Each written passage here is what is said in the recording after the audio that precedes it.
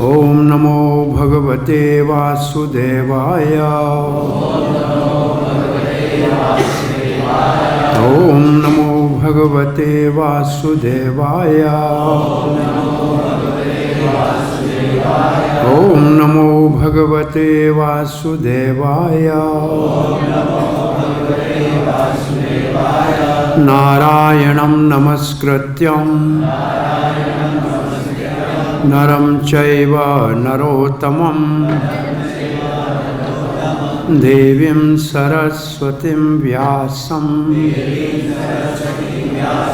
ततो जयमुदीरयेत्। नष्टप्रायेषु भद्रेषु नित्यं भागवत सेवया भगवते उत्तम श्लोके भक्तिर्भवति नैष्ठिके। कृष्णाय वासुदेवाय देवकी नंदनाय च नंदगोपकुमाराय गोविंदाय नमो नमः। जय श्री कृष्ण चैतन्य प्रभु नित्यानंद श्री अद्वैत गदाधर शिवासादि गौर भक्तवृंद। हरे कृष्णा कृष्णा कृष्णा हरे हरे हरे राम राम राम हरे हरे। हरे कृष्णा। आप सबका श्री कृष्ण बलराम मंदिर इस्कॉन वृंदावन में प्रातः श्रीमद् भागवत के सत्संग में हार्दिक स्वागत है। हम भागवत भक्त प्रहलाद महाराज महाजन की भगवान नरसिंह देव को प्रसन्न करने के लिए जो प्रार्थनाएं हैं उनमें आज 45वें 9वें अध्याय के श्लोक का रसास्वादन करेंगे। ये श्लोक कल भी पाठ हुआ है यहाँ और आज भी इसी के ऊपर चर्चा करेंगे। तो आइए श्लोक की आवृत्ति कर लीजिए। यनमय थुनादि ग्रहमय सुखम हि तुच्छम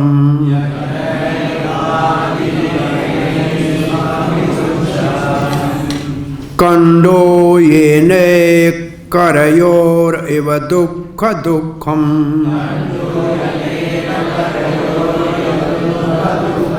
तृप्यन्ति नेह कृपणा बहु दुःख भाजा।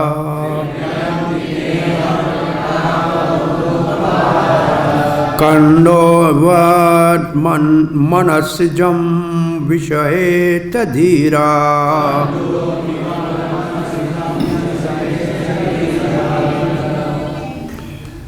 सो कल क्योंकि आपने इसका पाठ किया है तो इसकी आवृत्ति न करके इसके शब्दों का पहले रस आस्वादन करते हैं। और श्रील प्रभुपाद जी ने शब्द अर्थ में ही बहुत उदारता से तात्पर्य दिया है। शब्द अर्थ में तात्पर्य दिया है। इसका आप भाव देखिए। यत जो, अब जो के साथ प्रभुपाद ने लिखा है इंद्रिय तृप्ति के निमित्त हैं।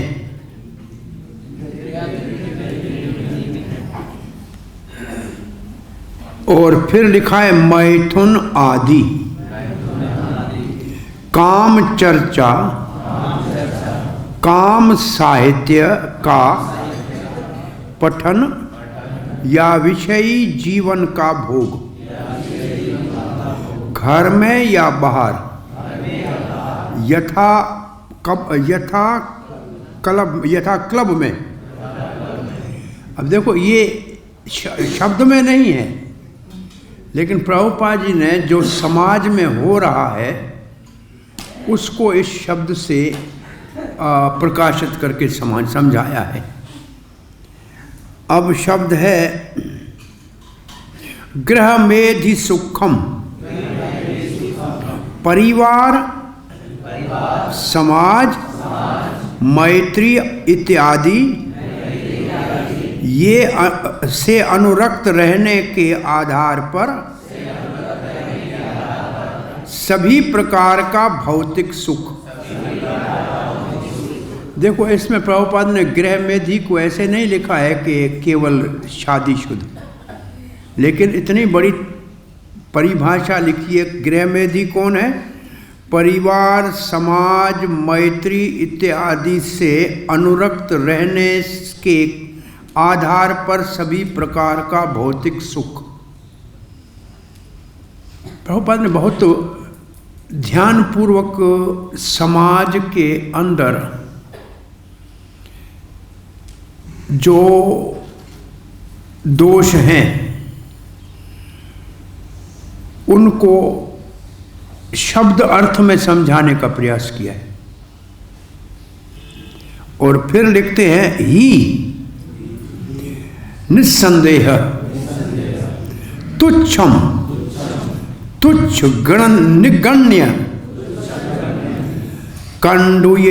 कंडुये नयना, खुजलाने से, कारवयो दोनों हाथों के, खुजली दूर करने के लिए, एवं सदृश दुख दुखम, विभिन्न प्रकार के दुख, इंद्र तृप्ति के खुजली के पश्चात होने वाले,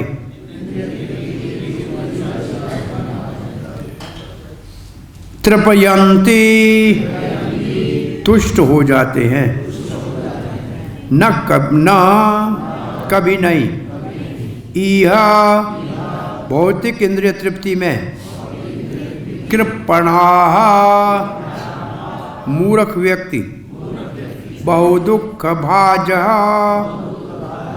विभिन्न प्रकार के दुखों को प्राप्त, कंडुतिवत् यदि ऐसे खुजलाहट से सीख ले सके, मनसिजम जो मात्र मानसिक कल्पना है, वास्तविक सुख नहीं होता,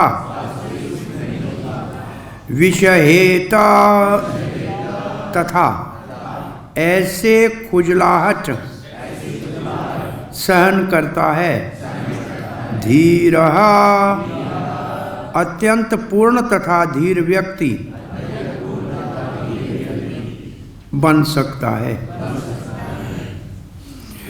विषयी जीवन की तुलना खुजली दूर करने हेतु दो हाथों को रगड़ने से की गई है। गृह मेधि अर्थात तथाकथित ग्रस्त जिन्हें कोई आध्यात्मिक ज्ञान नहीं है, सोचते हैं कि ये खुजलाना सर्व उत्कृष्ट सुख है, यद्यपि वास्तव में ये दुख की जड़ है। कृपण जो ब्राह्मणों से सर्वथा विपरीत होते हैं, बारंबार ऐन्द्रिय भोग करने पर ही तुष्ट नहीं होते, किंतु जो धीर है और इस खुजलाहट को सह लेते हैं, उन्हें मूर्खों तथा धूर्तों जैसे कष्ट नहीं सहने पड़ते।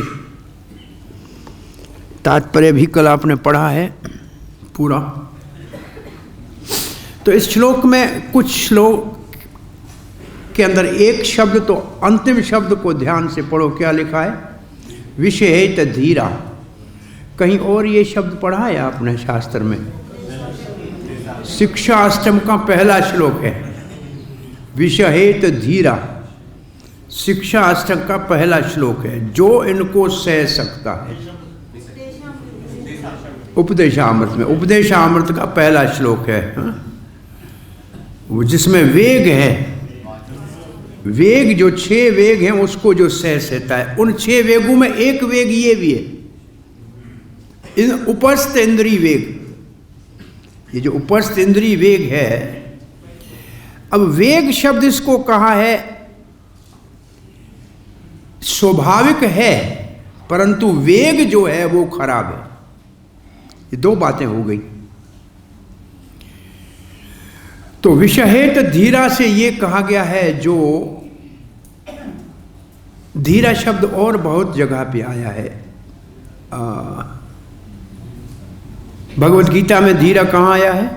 देहिनो अस्मिन् यथा देहि कौमारम यौवनम जरा तथा ध्यानत्र प्राप्ति धीरज तत्र न मोह्यति।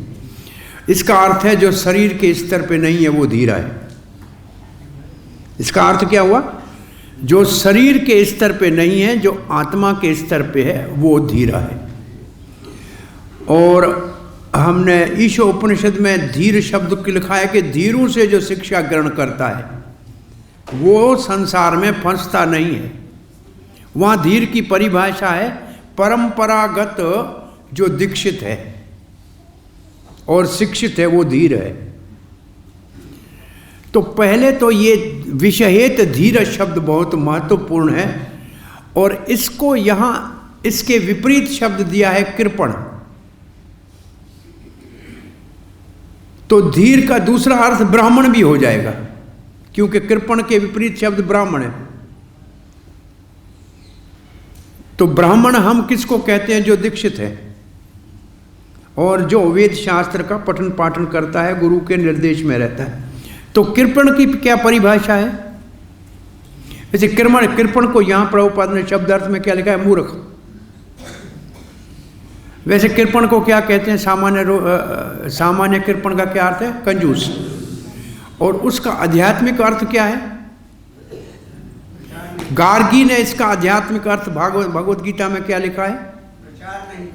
मानव जन्म का सौभाग्य प्राप्त होके जो आत्मा का उद्धार नहीं कर सकता है वो कृपण है। ये है कृपण का परिभाषा शास्त्र में। गार्गी कहती हैं जो मानव जन्म जैसा दुर्लभ देह प्राप्त करके अगर आत्मा का उद्धार नहीं कर सकता है वो कृपण है।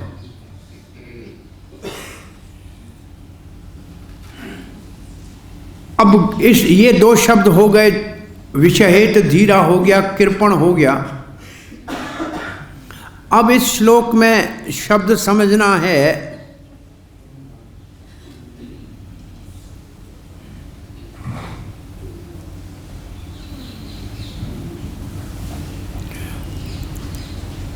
पहले शब्द को ही देखें, यन मैथुन आदि सुखम, यत मैथुन आदि ग्रह मेधीना सुखम ही तुच्छम। ग्रह मेधी तो एक दूसरा शब्द है गृहस्थ। गृहस्थ है आश्रम, और गृह मेधी है पशु की तरह भोग में लगा हुआ व्यक्ति। तो ये गृह मेधी, एक तो पहला ये है कि सीधा ब्रह्मचारी का नाम ही नहीं है, ये ब्रह्मचारी के लिए नहीं है, क्योंकि ब्रह्मचारी को तो ये सोचना ही नहीं है। ये गृह मेधी की बात करिए। वैसे कहा जाए तो ये सारे समाज की बात है, ये मानव समाज की बात है। प्रहलाद महाराज, इससे पहले श्लोक में क्या कहा हुआ है? किसी को इससे पहला श्लोक याद है? जो अपने उद्धार के लिए तपस्या करता है लेकिन परमार्थ का प्रचार नहीं करता है, तो परमार्थ का प्रचार किसके लिए करना चाहिए? ऐसे लोगों के लिए जो संसार में फंसे हुए। तो प्रहलाद महाराज इससे पहले कहते हैं कि ऐसे लोगों का उद्धार करने का काम कौन करेगा? जो गृह मेधी हैं। गृह मेधी कौन होता है? जो ब्रह्मचार्य आश्रम से शिक्षित होकर नहीं आता है। जो ब्रह्मचार्य आश्रम से शिक्षित होके आता ही नहीं है वो गृहमेधी है।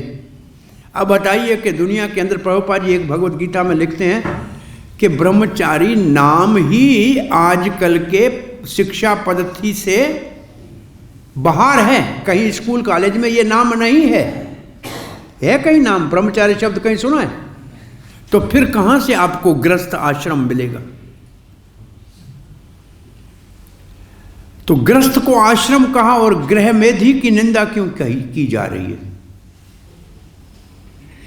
प्रहलाद महाराज भी गृहस्थ में गए हैं आगे जाकर। ये निंदा ये जो कह रहे हैं श्लोक 5 वर्ष के हैं, लेकिन फिर ये स्वयं जो है गृहस्थ आश्रम में गए हैं, गृहस्थ आश्रम में गए हैं, गृहमेधी नहीं है।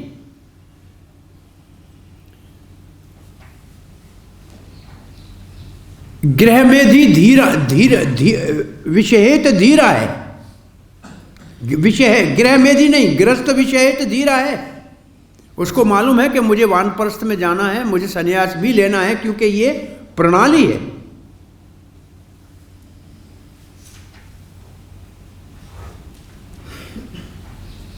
ये आया कहां से? आखिर ये जो शब्द लिखा है मैथुन सुखम गृहमेधी, मैथुन शब्द जन मैथुन आदि, ये जो मैथुन शब्द है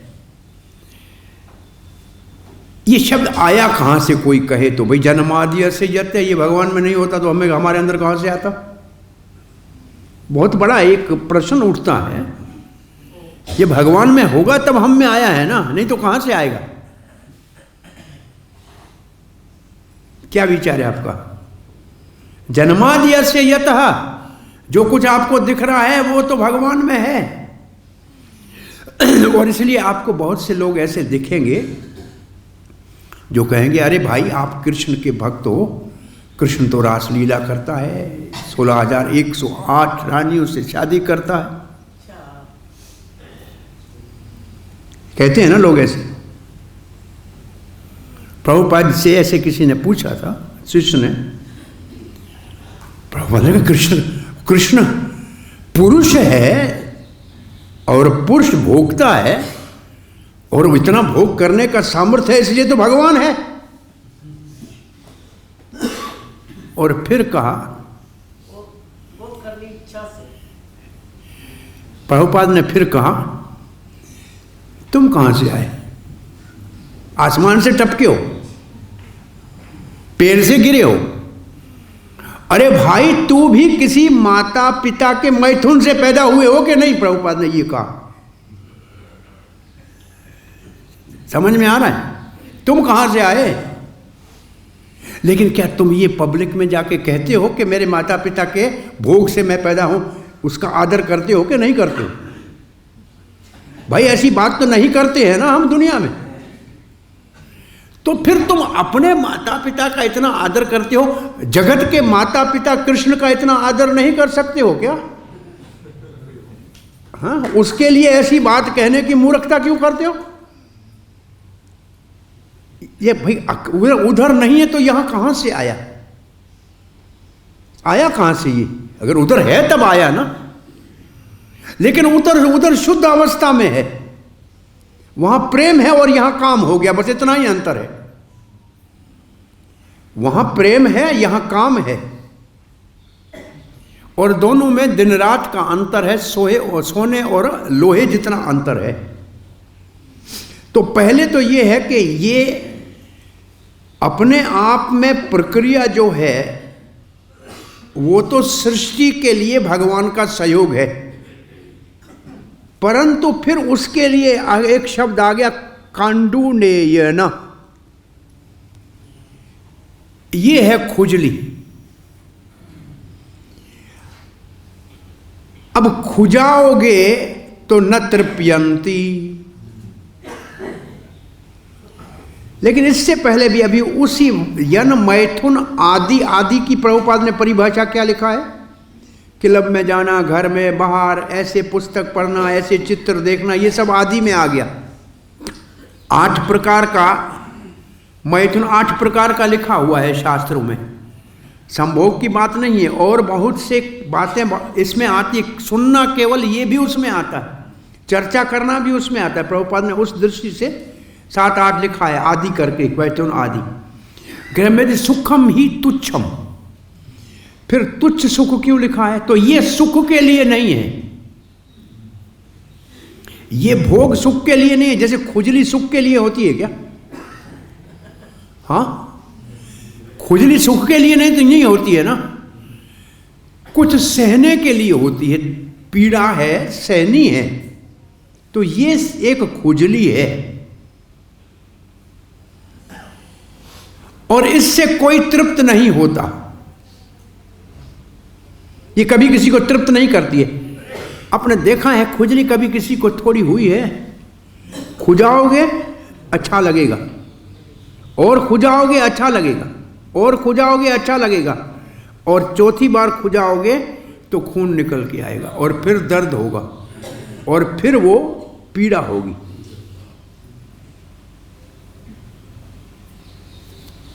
तो इसका मतलब है कि खुजली तो है, लेकिन खुजाओगे तो दुख भोगोगे। तो यहां दुख तुच्छ लिखा है, तो प्रभुपाद ने इस तुच्छ के प्रति दूसरे सुख की परिभाषा तात्पर्य में की है। दूसरे सुख की परिभाषा की है प्रभुपाद ने तात्पर्य में। कौन सी, कहाँ की? कल आपने पढ़ा था, कहाँ की है? अंत में जाइए, देखिए एक श्लोक पढ़ा है। तुच्छ सुख को छोड़ के उत्तम सुख कौन सा है? यद अवधि मम चेत कृष्ण पदार विंदे, ये है उत्तम सुख। तो तुच्छ सुख और उत्तम सुख की तुलना तो पहले कर लो, आपको कौन सा सुख चाहिए? तुच्छ सुख चाहिए कि उत्तम सुख चाहिए? देखो भोग का ये दुख दुखम फिर लिखा है। अब जो ब्रह्मचारी है वो तो शांत रहे, थोड़ा समझे नहीं, उसको समझ में आए ना आए छोड़ दीजिए। ये पुरुष जो बैठे हैं उनसे पूछो कि ये भोग दुख देता है कि सुख देता है?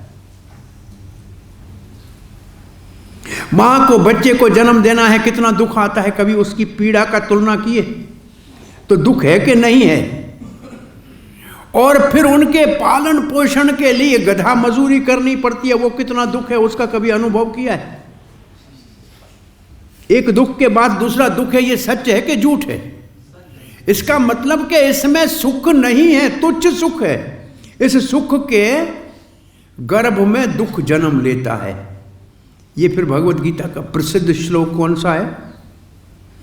ये संस प्रसजा भोगा दुख योन्य एवते आद्य अंतवंत तु कौन्तेय न तेषु रमते बुद्धा। ये इंद्रियों के सुख दुख का जन्म स्थान है, जिसको हमारी भाषा में कहते हैं एक खरीदो एक मुफ्त में मिलेगा। By one get one free. आप सुख लो, दुख आपके गले में पड़ेगा, आप उससे बच नहीं सकते, ये तो आपको लेना ही पड़ेगा। तो दुख दुख हम 2 बार क्यों कहा? और फिर प्रभुपाद जी ने एक बार कहा कि जो ये खुजली करेगा जीवन में, अंत में वो और दुख भोगेगा। थोड़ा सुख हो न हो, लेकिन दुख उसका बहुत भारी हो जाएगा, उसको भोगना मुश्किल हो जाएगा।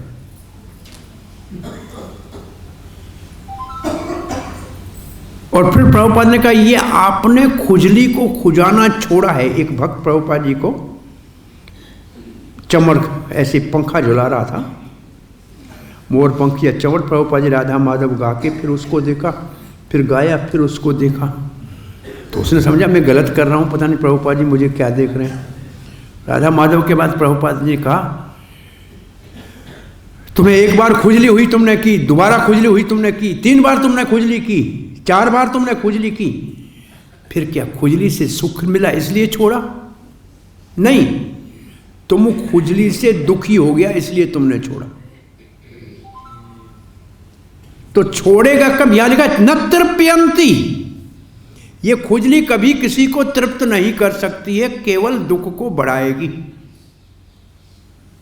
कोई इससे तृप्त नहीं हुआ।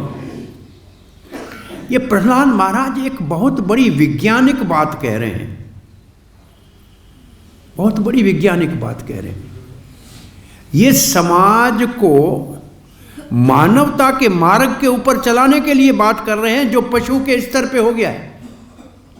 पशु में फिर भी नेम होता है, पशु बेनेम नहीं होता है, केवल मानव है जो नेम से बाहर निकल गया है। तो इस श्लोक में जो शब्द है ग्रह मेधि और फिर है, इसका मतलब ग्रस्त होना चाहिए और इस सुख को तुच्छ ही समझना चाहिए। तो उत्तम सुख कौन सा है उसका पता प्रभुपाद जी ने दे दिया यमुना आचार्य के भाव में। अब हम कृपण है तो तुच्छ सुख के पीछे जाएंगे और धीर है तो उत्तम सुख के पास जाएंगे। अब हमारे पास प्रभुपाद ने श्लोक में समाज को एक अवसर दे दिया है कि कौन सा सुख तुम चुनना चाहते हो। तो कौन सा सुख चुनना चाहिए? उत्तम सुख को चुनना चाहिए। तुच्छ सुख को क्यों चुनेंगे? और वो सुख जिसके साथ दुख जुड़ा हुआ है वो उत्तम सुख भी नहीं है, वो तो आनंद है जिसमें कोई कभी कमी नहीं होगी। भगवान के चरणों के सुमरण में जो आनंद है उसकी तो कभी कमी उसमें होने वाले नहीं। ये तुच्छ सुख तो समाप्त होने वाला है। तो भाई भगवान ने सृष्टि बनाई क्यों? कोई कुछ लोग तो आपको ऐसे मिलेंगे जो भगवान को नहीं मानते, लेकिन उनको अगर अभी आप कहोगे कि भोग क्यों करते हो तो कहते अरे भगवान ने बनाया ही तो इसके लिए है, तब उनको भगवान याद आ जाएगा। वैसे नहीं मानेंगे भगवान को, लेकिन कहेंगे अरे भगवान ने ये इसलिए तो बनाया है, ये तो हमारी प्रकृति भगवान ने बनाया ही इसलिए, तब भगवान याद आए। इसका मतलब अब देखिए, लोग कभी कभी कहते हैं कृष्ण बहुत अच्छा, भगवत गीता को हम मानते हैं, लेकिन भागवत में ये रास लीला और ये भगवान का गोपियों के साथ चुंबन आदि है, इसको निकाल दो, बहुत अच्छा है कृष्ण। बोला इसको निकाल क्यों दे? बोला ये हम करना चाहते हैं। ये है उनकी बदमाशी। उनका ये मतलब नहीं है कि कृष्ण से ये निकाल दो, वो कहते हैं कृष्ण को ये नहीं, को ये हमारे लिए दो। ये जो ईर्ष्या है ये बहुत बड़ी भारी ईर्ष्या है असल में। हम करें तो कोई बात नहीं, लेकिन कृष्ण करे तो खराब है। ये जो ईर्ष्या है ये इसमें इसका कारण है सारा। और ऐसे गीता प्रेस गोरखपुर में एक बार जो उनके एक जिसका कहा जाए संस्थापक थे, उसने कहा ये रासलीला को नहीं छापेंगे,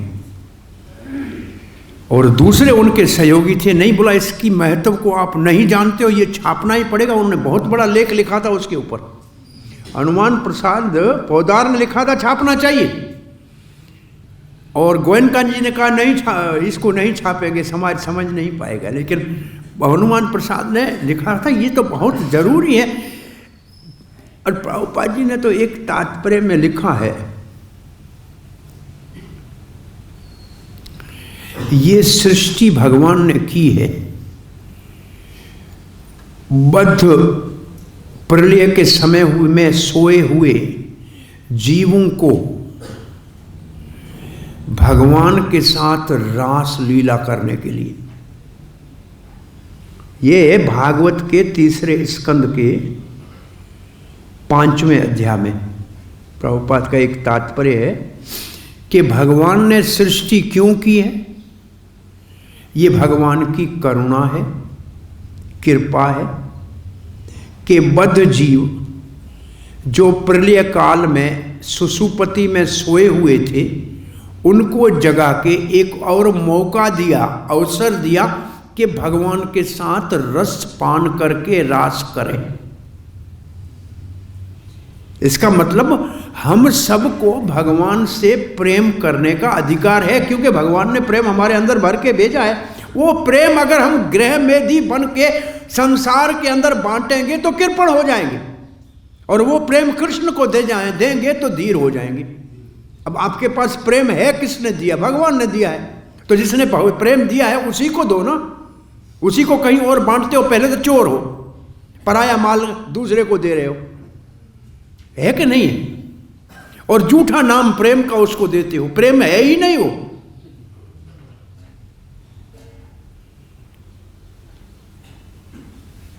यन मैथुन आदि यथ मैथुन आदि ग्रह मेधि सुखम ही तुच्छम, ये तुच्छ सुख है। और कैसा है? कांडुर्येन,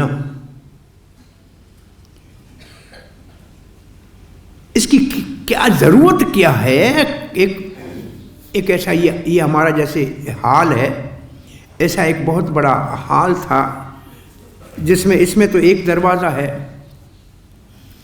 बाकी खिड़कियां हैं, ऐसे 84 लाख दरवाजे थे और सब बंद पड़े थे, एक खुला था, जैसे इसमें एक खुला है। एक व्यक्ति उसमें बेचारा अंदर बंद था, आंखों में पट्टी बंधी हुई थी। उसने कहा इससे निकलना चाहिए, कब तक मैं इसमें रहूँगा? बोला दीवार पे हाथ रख देते हैं, तुम जाते जाओ, जो दरवाज़ा आगे आएगा वो बंद होगा, एक दरवाज़ा खुला है, जब दिख जाए तो निकल जाना, कोई नहीं रोकेगा।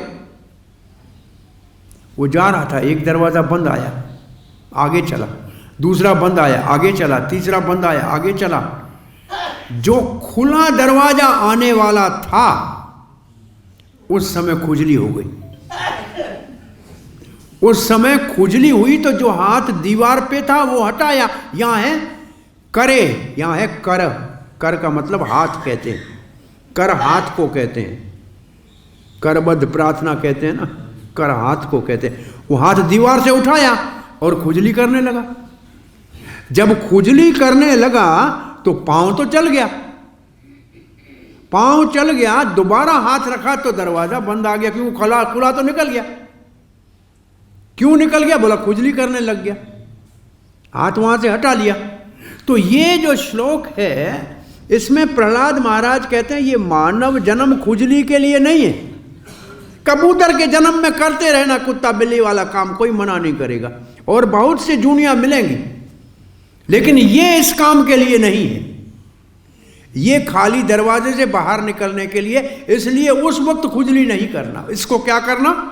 कंडुवत, उसको बर्दाश्त कर लेना, उसको सह लेना, उसको सह लेना। लेकिन ये खुजली ऐसी है, अब कभी मच्छर काटता है ना, कोई ऐसे मक्खी बैठती हमारे, ये हमारा स्वभाव बना है कि जाके उसको ऐसे करेंगे कि नहीं करेंगे। तो इसका मतलब ये सामान्य संसार में खुजली होने को खुजाना है, ये नेम है। लेकिन यहां कहता है मत खुजाओ। क्यों मत खुजाओ? बोला और ज्यादा पीड़ा देगा। तो क्या करो? बोला सह लो, थोड़ी देर के बाद खुजली खत्म हो जाएगी। लेकिन एक बात, इसी प्रवचन के ऊपर प्रश्न ये पूछा गया, और ब्रह्मचारी ने पूछा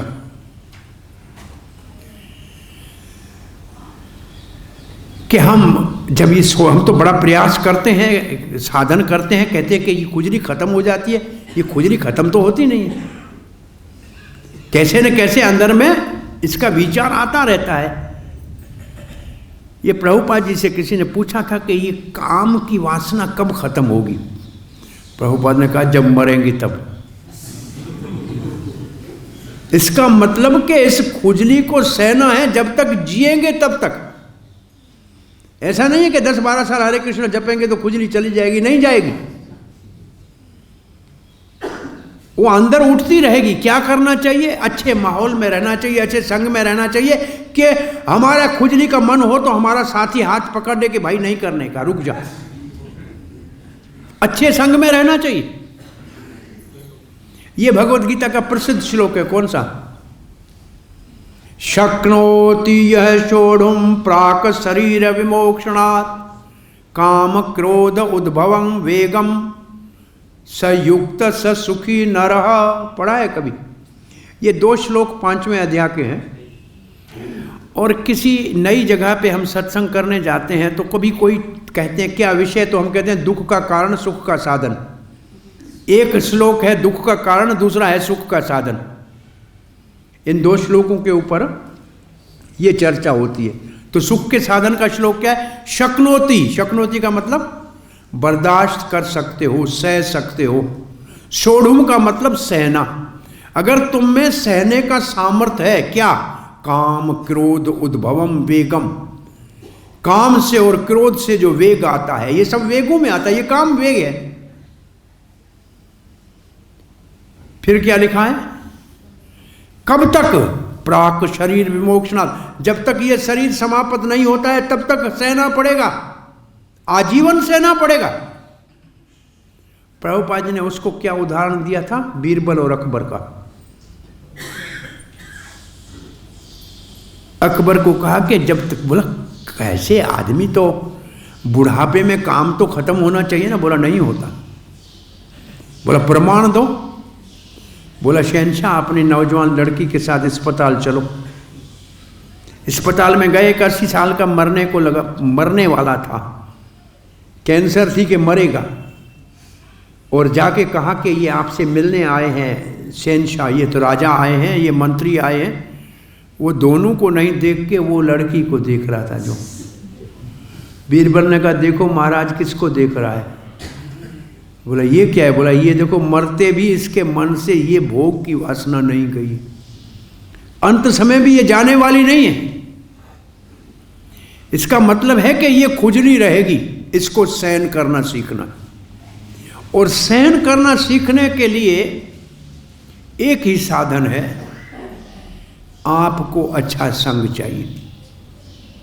प्रभुपाद ने तात्पर्य में लिखा है कल्चर एंड एजुकेशन। इसके लिए चाहिए अच्छा सभ्य समाज और शिक्षा। अगर शिक्षा और सभ्य समाज में रहेंगे तो इससे बचना संभव है। नहीं तो ये सबके साथ है, ऐसा नहीं है सबके साथ नहीं है, ये खुजली सबके अंदर है। जो सहते हैं वो धीर है। विषहेत धीरा का मतलब सहने वाला। ऐसे नहीं खुजली चली जाएगी, उसको सहना आना चाहिए। और कुछ समय सहेंगे तो दुख कहां चला जाएगा, क्योंकि नहीं तो दुख आएगा, इसके बाद भारी दुख इसके साथ जुड़ा हुआ है, उस दुख से बच नहीं सकते। तो इस श्लोक में जो बात कह गई है, एक तो गृह मेधि, इसका मतलब आश्रम, गृहस्थ आश्रम में होना चाहिए। और प्रभुपाद की सरल भाषा में संतान उत्पत्ति के लिए जो काम भाव है वो धर्म के विरुद्ध नहीं है, गीता कहती है। गीता में साफ लिखा है धर्मा वृद्धो कामो अस्मि भर्तृषभ प्रजनस्य कंद्रप चास्मि, ये भी भगवत गीता है। कंद्रप जो सृष्टि करना कर लिए जो काम वासना है, इसका मतलब ये खुजली भी मेरा ही स्वरूप है। इसका अगर सदुपयोग किया जाए तो, इसका सदुपयोग किया जाए तो ये मेरी विभूति है। वहां विभूतियों में है काम प्रजनस चश्मी 10वें अध्याय में होगा। कहाँ है? हाँ 10 में है ना, प्रजनस चश्मी कामो अस्मि, ये भगवान की विभूति है। और ये धर्म के तो खुजली है तो इसका सदुपयोग है, इसका दुरुपयोग नहीं करना चाहिए। दुरुपयोग गृह में दी है, सदुपयोग गृहस्थ आश्रम में। आखिर बनाई तो भगवान ने है ना, तो कोई उसका उपयोग होना चाहिए ना। वो काय के लिए बनाया है? बाहर से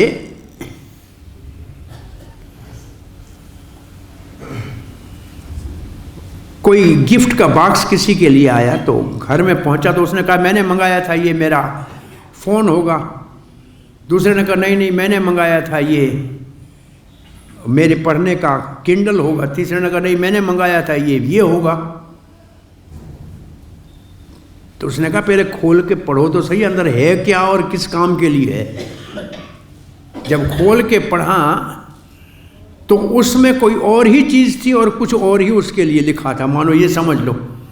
तो ये शरीर हमको क्यों मिला है? कोई कहता है भोग करने के लिए मिला है, कोई में कहता है कि खाओ पियो मौज करो, कोई कहता है ये करने के लिए। अरे शरीर बनाने वाले ने क्या लिखा है, किस काम के लिए है ये? भाई शरीर बनाने वाले के लिए क्या है, किस काम के लिखा है, लिए बनाया है ये? भाई जिस भगवान आपने बनाया, भगवान ने बनाया है ना संसार, तो उसने काय के लिए बनाया, उसका क्या उद्देश्य है? तपो दिव्यम पुत्र का, हे पुत्रो दिव्य तपस्या करो। ये है भगवान ऋषभ देव का उपदेश के जगत बनाया काय के लिए? दिव्य तपस्या के लिए।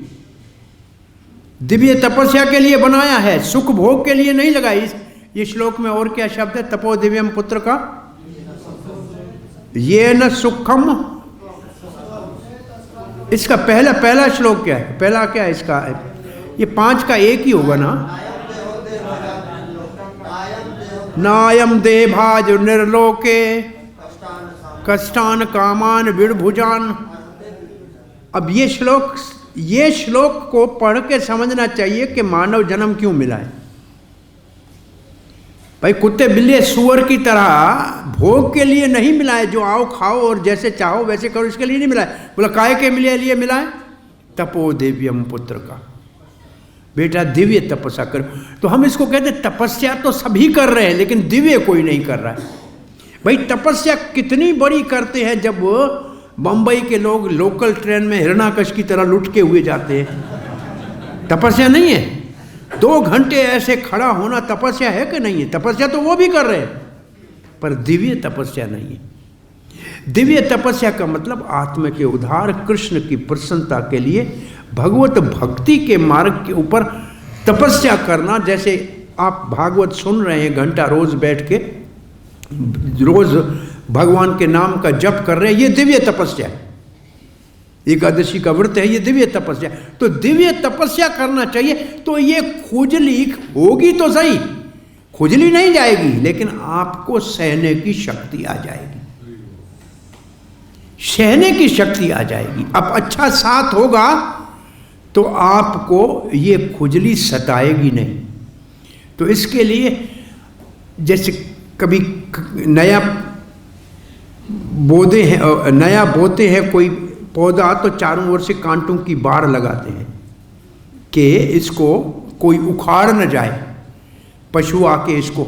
ऐसे हमारी भक्ति की रक्षा के लिए अच्छे भक्तों का अगर हमारे को बाढ़ होगी ना कांटों की, तो हमारी भक्ति को ऐसे खुजली को कोई जो उत्तेजित करने का वातावरण नहीं बनेगा।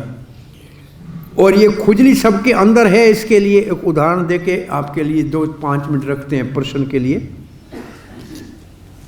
अजामिल ब्राह्मण,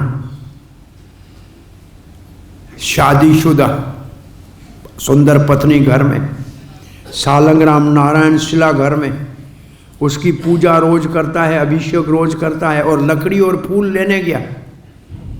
लेकिन वैश्या को एक लंपट के साथ आलिंगन करते देखा, तो वो जो खुजली थी वो खुजाने का मन किया। बताइए, वो धर्म के ऊपर नहीं चल रहा था। उच्च कोटि का जन्म ब्राह्मण का मिला था, घर में पूजा पाठ की सामग्री थी, और गया भी पूजा के काम से था। लेकिन वो दुष्ट के ऊपर दृष्टि पड़ी तो वो खुजली करने के लिए मन किया। फिर कहा नहीं करनी चाहिए, मैं तो ब्राह्मण हूं, मुझे नहीं करनी चाहिए। फिर कहता है, आंखें बंद कर ली, फिर बोला एक बार देखने में क्या है। ये है असल में ये खुजली।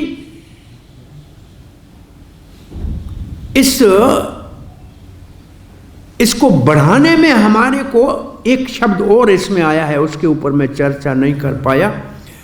ये शब्द है मनुजम। ये खुजली कहाँ से है, ये सुख कहाँ से? मनुजम, मन से जन्म लेता है, आत्मा से नहीं। आत्मा से तो आनंद जन्म लेता है, वो तो भगवान की भक्ति में आता है। ये मनोजम है। प्रभुपाद ने लिखा ये तथाकथित है, ये वास्तविक नहीं है, ये मनोजम है। तो ये मनोजम जो सुख है इसको मनोधावते मनोरथे, ये मनोरथ वाला सुख है। वो कौन सा श्लोक है? यस्यासि भक्ति भगवता अकिंचन सर्वे समासिते सुरा गुणः मनोरथे धावतो। जो मन ये जो ऐसे भागते हैं उनको कहाँ से आया? ये उसके अंदर अच्छे गुण कहाँ से आया? वो तो कृपण है। ये तो मनोरथे धावते, ये मन से उत्पन्न होने वाला है। अब हमारे बार बार जन्म लेने का कारण ये मन है ना कि नहीं है? बार बार एक जूनी से दूसरे जूनी में ले जाने का कारण है ये मन। और ये मन भगवान भगवत गीता में कहते हैं मेरी विभूति है, कहते हैं ना, इंद्रियाणाम मनश्चास्मि। तो ये मन केवल भगवान के चरणों के स्मरण में शांत होगा, और कहीं भी लगाओ कभी नहीं शांत होगा। अभी कभी एक महात्मा कहता है आप घर वालों को कहो हमारा मन ले लो, कहेंगे नहीं चाहिए तेरा मन, लाओ धन। मन को कौन, किसी को मन चाहिए? अरे आप किसी को मन दो, कोई लेगा क्या? बोला मन को क्या करेंगे, ले, अपना मन नहीं चाहिए। एक भगवान ऐसा है कहता तेरा मन मेरे को दे दो, और कोई आपका मन लेने वाला नहीं है, क्योंकि मन के अंदर तो चिंताओं का भंडार भरा है, कौन लेगा आपके मन को? लेकिन भगवान ऐसे आपके हितैषी है, सौहृदय, कहते मैं अर्पित मनो, तेरा मन मेरे को दे दो। मन एक भगवान लेते हैं और कोई नहीं लेगा, क्योंकि उसी की विभूति है। और ये जब भगवान के पास मन जाएगा तो उसके अंदर ये तुच्छ दुख उत्पन्न नहीं होंगे। फिर भगवान जब मन लेते हैं ना तो उसके साथ एक और हाथ में, एक हाथ में जब लगाम पकड़ते हैं ना घोड़ों का, तो लगाम भी तो मन है ना, वो तो उल्टे हाथ में पकड़ते हैं। सीधे हाथ में क्या पकड़ते हैं? चाबुक पकड़ते हैं। तब फिर खुजली होगी, तब धड़ाम से मारेंगे, ठा, कहाँ जा रहा है? तब भागने नहीं देंगे। कब? जब मन भगवान को अर्पण करोगे तो खुजली होगी, तो उनके हाथ में जो तोत्रे वही त्रैक पाणई, भगवान के हाथ में जो तोत्र और वेत्र है, वेत्र है चाबुक और तोत्र है लगाम। तो हमारे इंद्रियों के घोड़े जो खुजली के कारण हमारे को भटकाते हैं वो भटकेंगे नहीं। क्या बात कह रहा था वो, कह के फिर कथा समाप्त कर रहा हूँ, बीच में ये मन वाली बात आ गई।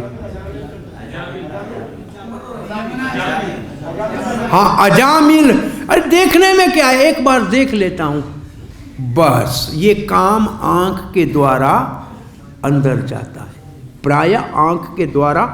इसलिए राम जी जब सुरपंखा सज धज के आई थी ना, तो सीता की ओर नजर करके लक्ष्मण को कह रहे थे इससे बात करो, उसको देखा भी नहीं था। बोला ये दृष्टि, उसके ऊपर दृष्टि डाली ही नहीं, क्यों? काम आंख के रास्ते से आता है। उसने देखा, देखने में क्या है, तो फिर छूने में क्या है? पर फिर ये मनोजा, फिर मन से उत्पन्न वाली सारी श्रृंखला शुरू हो जाएगी। फिर बोला कोई बात नहीं, एक बार खुजाने में क्या है? एक बार खुजाने में क्या है? एक बार खुजाने में क्या है? एक बार और कर लेते हैं, बस। उसके बाद जख्म हो गया तो फिर कभी छूटने वाला नहीं है। इसलिए प्रहलाद महाराज की ये शिक्षा समाज को सही रास्ते पे लिए चलाने के लिए है। उद्देश्य हमारा क्या है? परम सुख को प्राप्त करना है। उद्देश्य हमारा आत्मा को भगवान की सेवा में लगाने का है। इस शरीर के भोग का उद्देश्य नहीं है।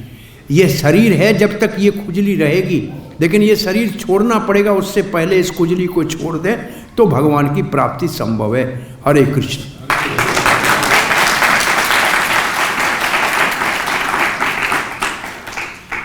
एक प्रश्न किसी का कोई है तो पूछ लीजिए।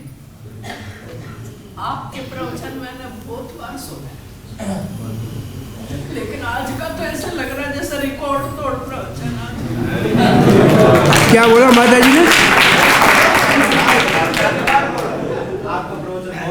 आपका प्रवचन हर समय सुनते हैं, पर आज का जो प्रवचन है ऐसा लग रहा है कि आपने रिकॉर्ड तोड़ दिया।